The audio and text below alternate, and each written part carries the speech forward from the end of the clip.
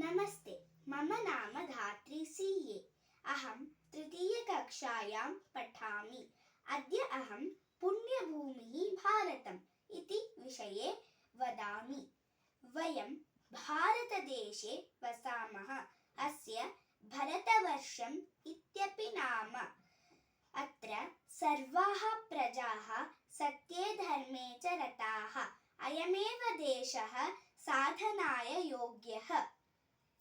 अत्र हिमालयः, निषधः, विन्ध्यः, कैलासः, महेन्द्रः, मलयः, गन्धमादनः, हेमकूटः, सह्याद्रिः इत्यादयः पर्वताः विराजन्ते। गङ्गा, यमुना, सरस्वती, ब्रह्मपुत्रः, सिन्धुः, गोदावरी, नर्मदा, कृष्णा, कावेरी इत्यादयः नदीनदाः प्रवहन्ति।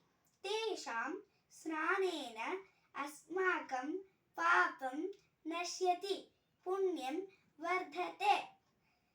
अत्र मुनयः रामायणमहाभारतमहाग्रन्थादीन् रचितवन्तः।